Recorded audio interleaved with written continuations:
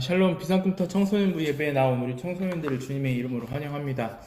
벌써 3월의 둘째 주가 지나가고 있죠. 우리 청소년들 잘 지내고 있는지 궁금하네요. 항상 있는 자리에서 하나님 말씀으로 하루하루 하나님과 동행하는 저와 여러분들이 되기를 소망하면서 오늘 우리에게 주시는 하나님의 말씀은 창세기 2장 7절의 말씀입니다. 창세기 2장 7절의 말씀 우리 같이 한번 읽어볼게요. 시작. 여호와 하나님이 땅의 흙으로 사람을 지으시고 생기를 그 코에 불어넣으시니 사람이 생명이 된지라. 아멘. 지금까지 우리가 하나님은 어떤 분이신가에 대해서 창세기를 통해서 계속 한 7주 정도 계속 이야기를 나누어 왔고, 이제 지난주에 이제 하나님은 누구신가에 대한 이야기를 마치고 오늘부터는 그러면 나는 누구인가에 대한 이야기를 함께 나누어 보려고 합니다. 과연 나는 누구인가? 그대는 누구인가? 당신은 누구인가? 여러분이 스스로를 난 누구이다 라고 이렇게 좀 정의를 내리고 스스로 나는 누구야 라고 이야기할 수 있나요? 자기 스스로를 아는 것은 매우 중요합니다. 내가 누구인지 그리고 내가 어떤 사람인지를 아는 사람만이 하나님 앞에서 하나님 저는 이런 사람입니다 라고 하나님과의 관계를 시작할 수 있기 때문이죠.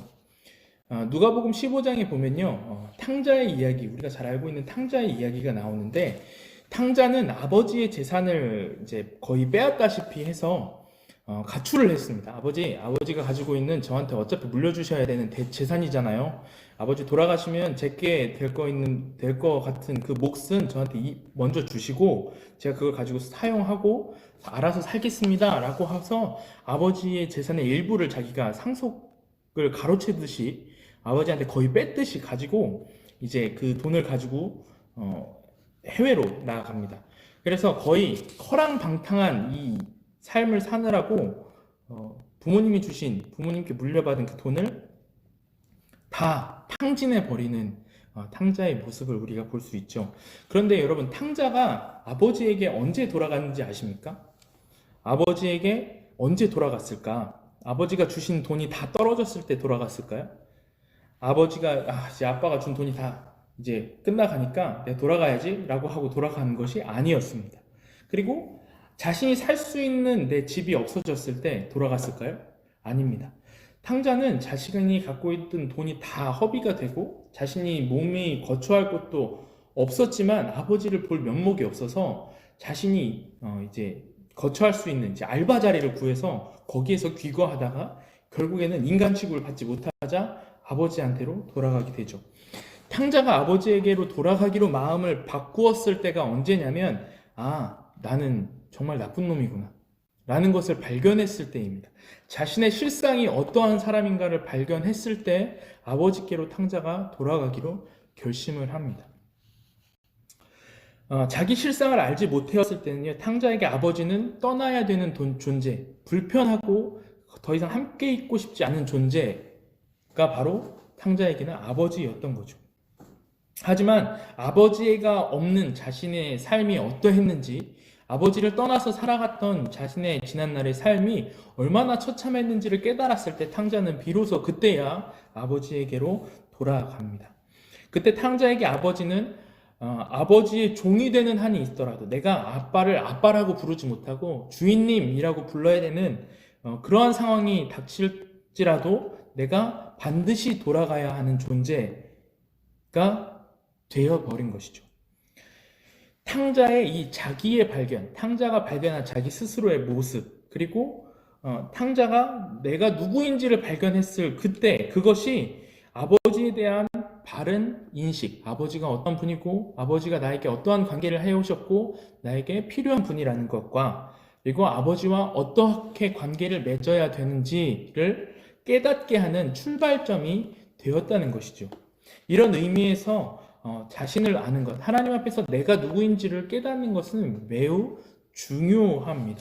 왜냐하면 하나님과의 관계에서 올바른 하나님과의 관계를 시작할 수 있는 그 출발점이 되기 때문이죠. 오늘 본문에서 하나님께서 사람을 창조하셨다라고 이야기를 하는데 사람을 어떻게 창조하셨는지를 본문은 이야기를 하고 있습니다. 하나님께서 땅의 흙으로 사람을 지으시고 그 코에 생기를 불어넣으시니 사람이 생명이 되었다라고 오늘 이야기하고 있죠. 그래서 오늘은 흙인 인간, 흙으로부터 지어진 인간의 특성, 그리고 그 안에 하나님께서 어떤 것을 우리에게 원하시는지를 함께 나눠보려고 합니다. 성경은 하나님께서 흙으로 사람을 창조하셨다라고 이야기를 하고 있습니다. 땅에서도 뭐 여러 가지 광물이 있겠지만 왜 하필 하나님은 흙으로 사람을 창조하셨을까? 만약에 철로 하나님이 사람을 창조하시면 굉장히 튼튼하고 부서지지 않잖아요. 그리고 뭐 귀하기로 하면 이제 뭐 다이아몬드로 사람을 창조하셨다라고 하면 얼마나 인간이 귀하게 여겨질 수 있겠어요? 그런데도 왜 하필 이 땅에 밟히는 것 다 흙이잖아요. 흙으로 하나님이 사람을 지으셨을까? 이것을 통해서 우리는 하나님이 우리에게 원하시는 삶이 어떤 것인지를 알 수 있습니다. 첫 번째, 흙에는요, 이런 특성이 있는데, 첫 번째는 흙에는 생명이라는 특성이 있습니다. 생명. 모든 생명은요, 흙으로부터 시작이 됩니다. 만약 흙이 생명의 양식을 제공하지 않는다면 식물은 물론이고 새나 동물들 그리고 인간까지 이 생존이 불가능합니다. 육식을 하는 동물조차 풀을 주식으로 하는 초식 동물을 이제 먹이 사슬로 삼고 있기 때문에 이 흙은 생명의 근원이라고 할 수 있죠. 어떤 사람은 아닌데요, 바다가 생명의 근원 아닌가요? 라고 이야기를 할 수 있잖아요. 그런데 여러분, 바닷물을 담고 있는 그 밑바닥은 무엇으로 되어 있죠? 바로 흙으로 되어 있죠. 그래서 흙이 없다면 이 세상의 모든 생물은 아예 존재할 수가 없는 것이죠. 하나님께서는 이렇듯 생명인 흙으로 인간을 지으셨죠. 하나님께서 생명인 흙으로 인간을 지으신 이유는요, 인간은 서로 생명을 나눌 수 있는 존재가 되어야 된다라는 것을 이야기하고 있는 것이에요. 우리가 우리 안에 있는 생명, 그리고 하나님께서 우리에게 맡겨주신 생명을 잘 간직하고 또 보존해 가지만 그것을 통하여서 이 생명, 다른 사람의 생명을 존중히 여기고 그리고 그 생명을 다른 사람을 품어줄 수 있는 그런 흙의 특징을 우리는 가지고 있다는 거죠. 두 번째 흙의 특징은 바로 사랑입니다. 흙은 인간이 내다버리는 온갖 쓰레기와 오물들을 전혀 마다하지 않고 받아줍니다. 만약 흙이 인간의 쓰레기와 오물들을 품어주지 않는다면, 그리고 흙 안에서 이게 분해되고 녹아서 다시 흙으로 돌아가지 않는다면 지구는 이미 거대한 쓰레기장이 되었을 거예요. 흙은요, 그 무엇이든지 구별하지 않고 포용해 줍니다. 도리어 세상을 정화시켜주는 힘을 가지고 있는 거죠. 그래서 흙은요, 곧 사랑이라고 이야기할 수 있습니다. 여러분, 참된 사랑은요, 상대를 구별하지 않고 구분하지 않고 품어주는 것입니다. 진정한 사랑은 모두에게 사랑일 수 있어야 하는 거죠. 하나님께서 사랑인 흙으로 인간을 지으셨다는 것은요, 인간인 모두 사랑의 삶을 살기를 원하시는 하나님의 뜻이 담겨 있다라고 이야기할 수 있는 것 같아요. 그리고 세 번째, 흙의 특성은 바로 정직입니다. 흙은요, 어떠한 경우에서도 거짓을 행하거나 속이지 않습니다. 콩을 심은 데는 콩이 나고 반드시 팥을 심은 데는 반드시 팥이 납니다. 만약에 대통령이 사과를 좋아한다라고 해서 청와대에 심겨진 감나무가 사과를 맺는 것이 아니죠. 흙은요, 변함없이 정직을 우리에게 내어줍니다. 하나님께서는 이처럼 정직한 사람이 되기를 우리에게 원하시는 거죠. 하나님이 정직인 흙으로 사람을 지으셨다는 것은 사람은 마땅히 정직한 삶을 살아야 함을 의미합니다. 마지막으로 마지막 네 번째 흙의 특성은 뭘까요? 맞출 수 있겠어요? 이 그림을 보고. 바로 도구됨입니다. 도구됨. 흙은요, 불에 타지 않습니다. 하지만 흙은 물을 부어서 반죽을 한 뒤에 불에 구우면 단단한 도구가 되죠. 하지만 흙은 결코 자기 주장을 하지 않아요. 토기장이가 빚는 대로 토기장이에게 자신을 내어 맡길 뿐입니다. 자신이 되기를 원하는 도구가 되는 것이 아니라 토기장이가 원하는 그 용도에 맞게 자신의 몸을 내어주는 것.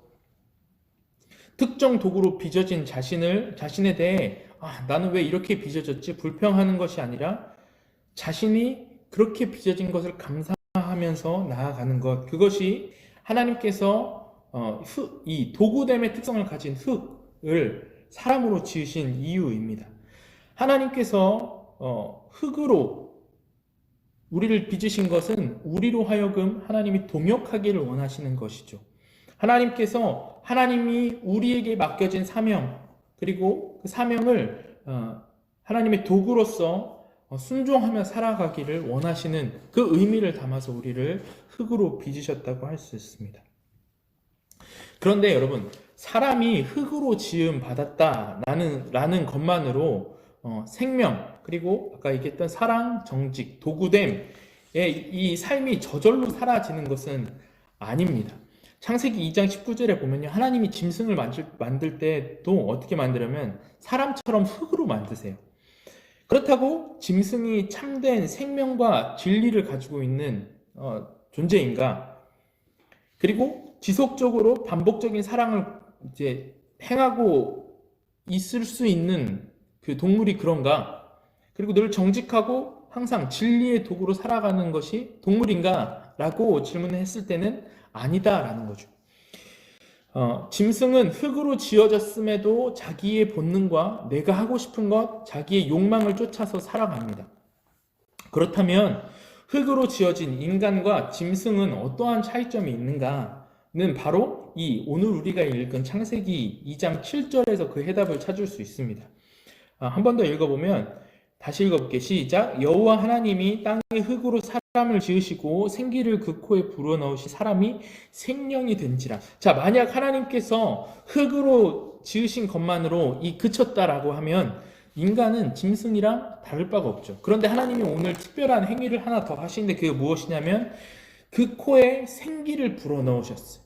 하나님의 루아흐, 하나님의 영을 부어 넣으셔서 사람이 짐승이 된 것이 아니라 무엇이 됐다 하냐면 생명이 되었다 합니다. 생명이 무엇이냐면 하나님의 숨을 가진 사람, 하나님의 이제 성령을 받은 사람, 그러니까 호흡하고 생각하고 마음을 가진 존재로서 하나님이 사람을 빚으셨다는 거예요.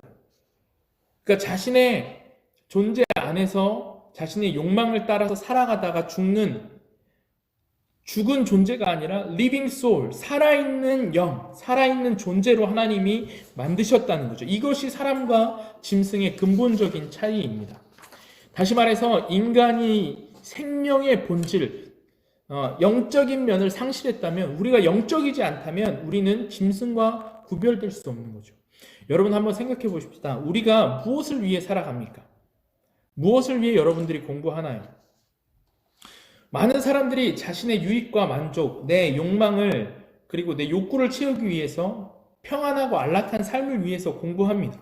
그런데 여러분, 과연 그것이 온전하고 정말 행복한 삶을 영위하는 어떤 노력들, 그리고 그것을 완성시키나요? 세상을 살아가다 보면 행복을 따라 살아가지만 결국에는 그 행복 안에서 정말 행복한 것이 무엇인지 찾지 못하고 본능적으로 살아가다가 죽는 일들이 참 많다는 거죠. 왜냐하면 그것은 영적인 면을 상실했기 때문입니다. 하나님과의 단절된 관계, 그리고 먹고 사는 것에 집착을 하는 동물과 별 다를 바가 없는 거죠. 사람이 영적인 면을 상실했다면 짐승과 구별되지 않는 것, 우리가 오늘날의 사회에서 많이 볼 수 있는 면인 것 같습니다. 그래서 하나님께서 우리에게 허락하신 그 생기, 우리가 숨 쉴 때마다, 우리가 호흡할 때마다, 숨을 들이쉬고 내쉴 때마다 하나님께서 나를 영적인 존재로 지으셨구나. 하나님께서 나를 정직하고 또 사랑을 가지고 살아갈 존재, 그리고 하나님의 도구됨의 존재로, 그리고 이 땅 가운데에서 생명을 가진 존재로 우리를 창조하셨구나라는 것을 여러분 기억하십시오. 그리고 그렇게 살아가기 위해서 여러분 그 삶을 하나님 앞에 내어드릴 수 있는 저와 여러분들이 되었으면 좋겠습니다. 하나님께서 나에게 생명을 주셨고 사랑하라고, 정직하라고, 하나님의 도구가 되라고 나를 지으셨지라는 것을 우리의 호흡에서 기억하고 오늘날 가운데 여러분들에게 하나님이 주신 그 뜻을 오늘도 이루어드리고, 그리고 우리가 흙으로 창조되었고 하나님이 그 안에 주신 그 뜻을 삶으로 나타낼 수 있는 저와 여러분들이 되기를 주님의 이름으로 소망합니다.